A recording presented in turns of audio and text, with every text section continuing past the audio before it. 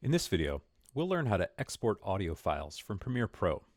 Exporting is something you'll need to do quite frequently in just about any workflow where you'll be using Premiere Pro. From saving out a Blu-ray quality feature-length cinematic movie, to exporting short video tests or still images, or what we'll do here, which is exporting audio from clips that we've trimmed in the source monitor.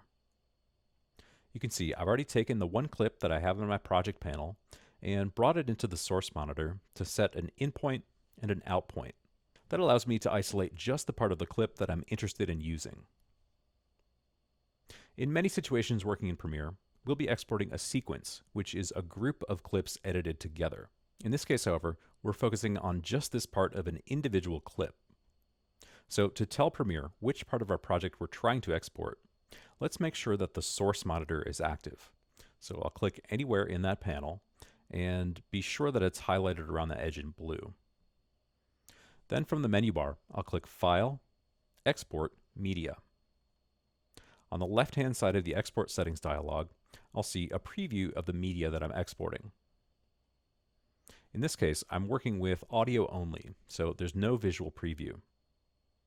At the bottom of that left-hand side, I have a playhead that I can use to move side to side through the duration of my clip.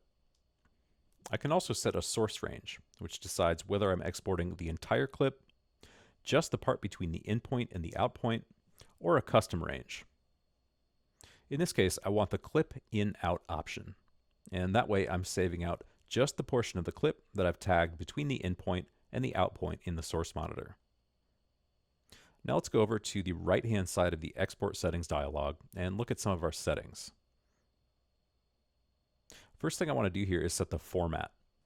So this dropdown gives us a mix of different media formats. Some are for video, some are for still images, some are for audio. In this case, I want waveform audio, and that's going to give me a WAV file extension. Under output name, let's click the file name. This lets us set a destination for our exported file, as well as the name of the file itself. So I'd like to save this out into my project folder, and I think I'll actually go ahead and make a subfolder.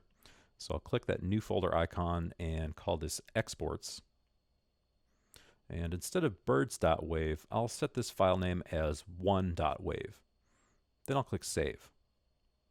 Now I'll just check the sample rate and the sample size, as well as the number of channels that I'm saving out with this audio file.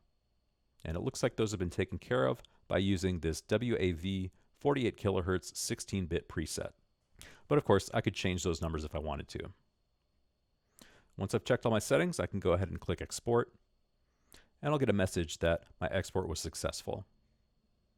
Now if we take a look in that exports folder, I should have a WAV file named 1 that has just the part of my original clip that was in between the in point and the out point. Okay, that's how to export audio files from Premiere Pro.